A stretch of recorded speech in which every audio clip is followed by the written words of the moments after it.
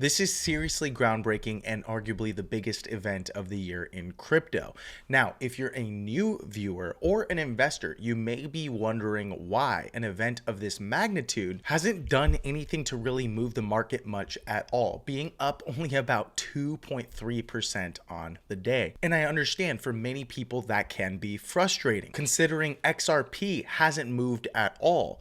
But why hasn't this big news moved the price? We get these types of complaints in the comments all the time, and we get blamed for reporting this news, that it's a nothing burger or that it's all just hype. But one thing I've learned about markets over the years is that they don't typically pump on the news event, they pump into the news event because of anticipation. Markets are typically forward looking. And the easiest example of this is to point to when Trump won the election and was confirmed the most pro-crypto president in history. Crypto markets rallied hard, starting essentially November 6th of 2024. Right here, XRP was sitting at about 56 cents into the actual Trump inauguration. A little over 3.5 months later, you can see that XRP has yet failed to break for new all-time highs, and this is actually when all of the profit taking started taking place. In other words, markets began to dump, and most cryptos gave back any gains that they actually saw through this entire rally. XRP has just held up a lot stronger than the majority of cryptos. Still, as Warren Buffett said it best, in the short term, the market is a voting machine, and in the long term, it is a weighing machine. So most often the price is already cooked in for the anticipated news, because people who made money off the anticipation sell off when the event actually happens. And this explains why the market has failed to do much of anything into this major news event that we're going to cover in this video. And these types of policies are going to be extremely positive for the entire crypto market moving forward, adding weight behind the moves and creating an environment for true adoption and innovation in the United States, the largest market in the world. Put simply, I'm highly confident that the price of XRP will be higher in the future than it is right now. That's a bet I'm willing to take because of what we're experiencing today, even though it isn't showing up in the price. Still, something weird is going on.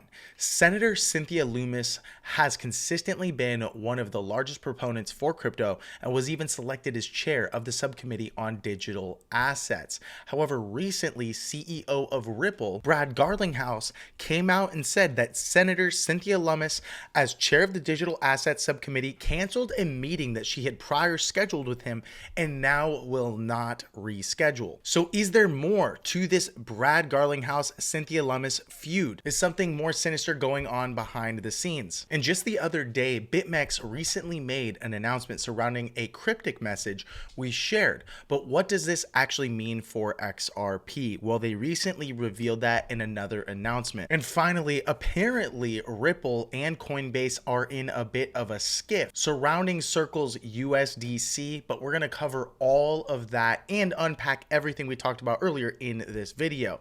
And if you haven't already, be sure to head on over to Bull Runners HQ and follow our account. Then enter to win our weekly giveaway, where we give away $100 worth of XRP. This last week we announced about 19 hours ago, Brendan Avery won the $100, but you can win it as well. Every single week we're doing this, and all you have to do is like this pinned post, comment XRP below, and then subscribe to our crypto newsletter right here. And every single Sunday we'll announce the winner, which, by the way, every single week you have a chance to win. Only 48 people have done the actual liking, and guess what? Of the people that like this, not all of them follow all 3 steps. We double verify that the winner actually followed each and every single one of these steps. And without further ado, as always, if you're feeling blessed and bullish, comment 777.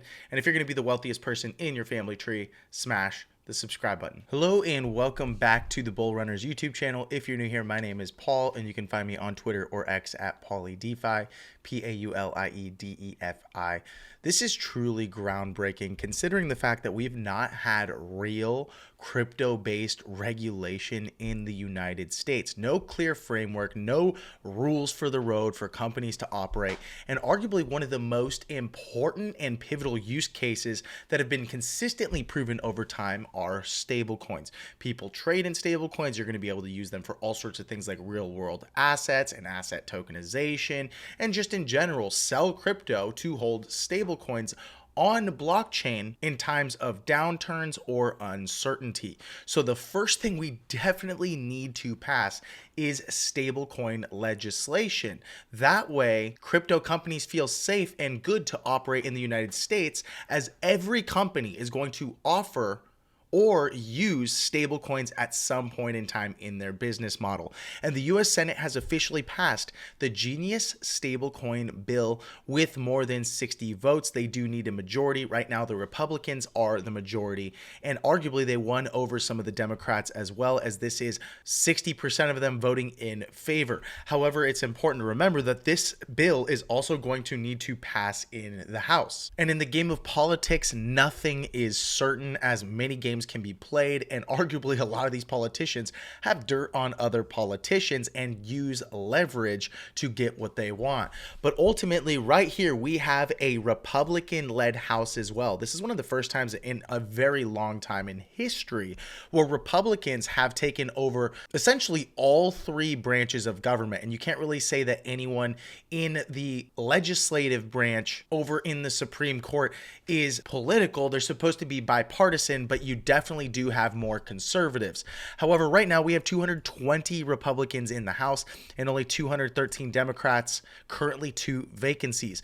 Those 2 vacancies might be taken over by Democrats. We're not too sure yet, but Republicans, if passing this Genius stablecoin bill, will then get sent to President Trump, and it's pretty confident among many circles that he is going to sign this thing into law. But this is the next step. In other words, it's not truly 100% done yet, as nothing really ever is. But I would say this is easily one of the biggest pieces of news we've seen this year. And I would argue this is going to add weight to every single move in crypto and all of the businesses that want to come back into the United States. Now, speaking of stablecoins, we have BitMEX, a large exchange, which actually shared a very cryptic message and got a lot of people excited just the other day. They officially announced that soon they will be adding RLUSD stablecoin or Ripple stablecoin to their exchange. And I do believe, based on the volume that they're trading in alone, a lot more of that stablecoin will be minted, backed one for one by US dollars or US dollar equivalents. And ultimately, Ripple's USD will continue to gain steam. Much of these transactions will be run on the XRPL. However, that's not going to be the case in the case of BitMEX, but it's going to add legitimacy to the RLUSD stablecoin. And as that thing grows, there's going to be more demand. As there's more demand, more volume and trading and activity will happen on XRPL. Much of that value, again, finding its way into the XRP token. So that's really freaking cool. And so as there is regulation, so will demand among major institutions for stablecoins, because they no longer fear any sort of regulatory hurdles or issues with the government. That said, Senator Bill Haggerty had something to share on the Genius Act. Let's have a listen. Thank you, Leader Thune, and I would like to say to everyone, I look forward to making history, hopefully this week, as we continue to make progress on the Genius Act. What does it do? I think it's very important to understand this. We're modernizing the payment system here in America. We're going to put America at the forefront of innovation rather than having America behind as the caboose. This is a dramatic new technology. Innovation is happening here in America. I don't want to see it pushed offshore. I want to see it happening right here. The implications of this are incredible in terms of protecting consumers. Today, it's an unregulated market. What we'll do is make certain that everyone knows that stablecoins are backed by U.S. dollars, and that those dollars are backed up by cash and short-term U.S. treasuries, the highest quality instruments, so that these instruments can be used for digital trade all over the world. This will ensure U.S. dollar dominance. It will advance our position as the reserve currency in the world rather than see the retreat and decline that we might otherwise experience. The other thing that it will do is it will stimulate demand for United States treasuries. In fact, the projections are that by the end of this decade, stablecoin issuers here in the United States will be the #1 holders of U.S. Treasuries in the world.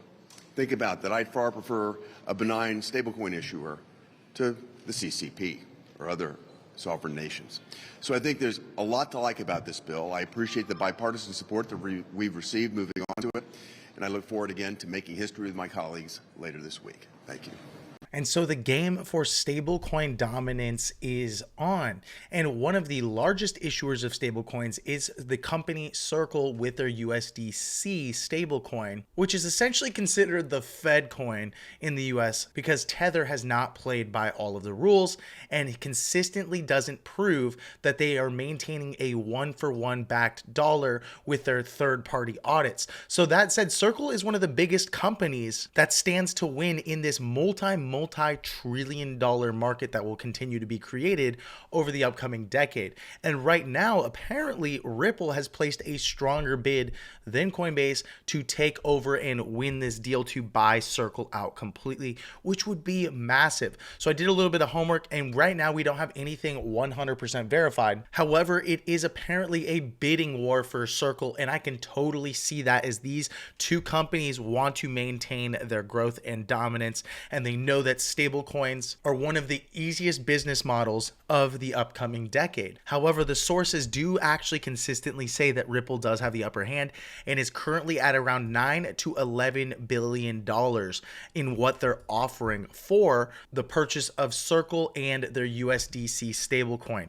In other words, if this did happen, I do believe that they would find a way to integrate RLUSD. They probably wouldn't get rid of it altogether, but it's like any company that buys out another company that's large, more often than not, because it already has brand recognition. They're not just going to ditch it completely. They're simply going to find ways to integrate it into their current business model. And now on to the final piece of news that you've been waiting for, and that's the fact that Brad Garlinghouse, CEO of Ripple, put out a statement essentially calling Senator Lummis out as chair of the Digital Assets Committee for canceling a meeting with him and the fact that she will not reschedule or even get back to him. So what's really going on? Is there pressure coming from within the walls of DC? Is this completely political? Did she learn something new? There's been a lot of speculation that there is a feud, and we're going to cover that here shortly. But before we do, if you haven't already had the chance, go ahead and check out altcoinpro.com,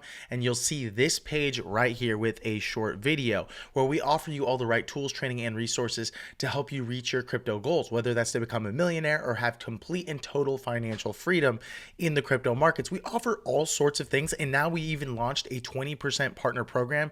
If you refer anyone, you get 20% of their monthly fee recurring every single month. Now, yes, this is $97 a month, but arguably the value is completely 100% more than worth it, as we have tons of courses and classes that are being updated. We have live calls weekly, and our calendar is actually quite stacked. Every single Monday, Tuesday, Wednesday, and Thursday, we have a crypto call. We have a state of the market call. We have guests and experts that we only share with this community. And then every single Tuesday, if you're watching this video right now, I do host a technical analysis call where I teach you exactly how to understand and look at a chart and make your own decisions about pivot points and breakouts and how to use indicators properly, which indicators to use, creating your own strategy, and so forth. We even host live DeFi challenges, and if you've never actually taken advantage of the opportunities in DeFi, they are quite interesting and endless. We have many members that actually put their crypto that they're already holding to work for them to earn yield or interest on them in a very safe manner, and many of our members are actually paying for the entire cost of Altcoin Pro University by putting these yields to work for them. In other words, if the yield is good enough, you can put between $1,200 to $5,000 into any one pool and earn at least $97 a month, which will cover the cost. We call these our DeFi quick wins, and it will cover the cost of the membership. Now, we can't guarantee any direct result, but every single week we post another DeFi yield quick win. And the goal of this is to help you cover the cost of this membership. And then everything else is smooth sailing and free riding. And even then, we are giving away away free money only to those inside of APU. This is why we have members literally all over the world. And as you can see, this is where everyone is located in almost every single area and continent. In other words, you have literally nothing to lose and everything to gain by simply checking it out.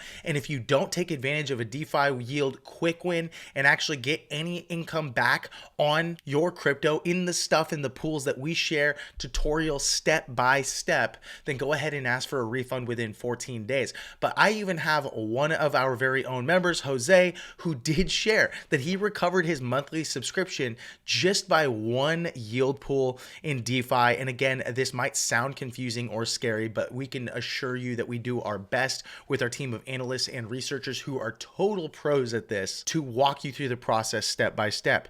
My first month, he says, in APU, and I've already recovered the $97 per month in the subscription and still going for more just by hanging out in the DeFi liquidity pools for the rest of the month. I started with very little amounts the first days just to test it out and then kept adding more to it as he felt comfortable, obviously, and there's more to learn. Or for example, we had one quick little altcoin pick and an actual trade and a signal that one of our researchers shared with our community. This person put $100 into it and took out $300 in profits. And guess what? That covers the cost of their membership, and now they're free sailing through the rest of the month. And the wins are truly endless. So all you have to do to get access is go to altcoinpro.com. I look forward to seeing you on the other side. So what's really going on between Brad Garlinghouse, Ripple, and Senator Cynthia Lummis, as she is the subcommittee chair on digital assets? And again, there is much room for speculation. Brad did invite her to hop on an actual Spaces,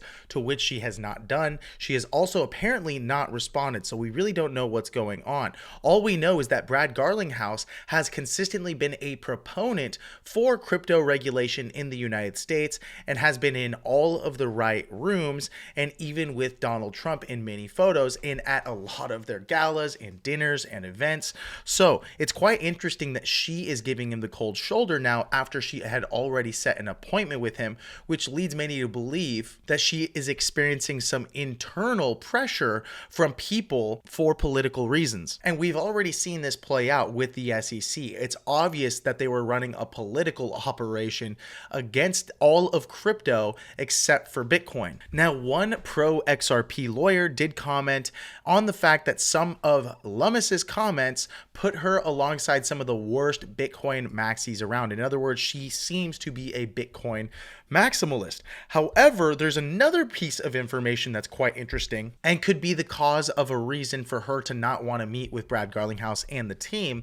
And it's the fact that she's favoring Bitcoin because her son-in-law, Will Cole, operates a Bitcoin payments business. In other words, she's currently ignoring the constituency in oath of office to serve a constituency of Will Cole. Again, this is complete and total speculation, but it's obvious she's ignoring him now, and there's a very specific reason for it. We simply do not know. But either way, I think Ripple is going to do well into the upcoming year anyways, just because the price action looks really strong and solid. And then also, when you see a trend like this, it's obvious that crypto is going to continue to climb and skyrocket. And so although right now Bitcoin is leading the market, when we see this much Bitcoin removed from exchange reserves, this leads me to believe that there is an insane amount of accumulation going all the way back to November 5th of 2024. In other words, the election, we saw a stupid amount of Bitcoin, this purple line, consistently being withdrawn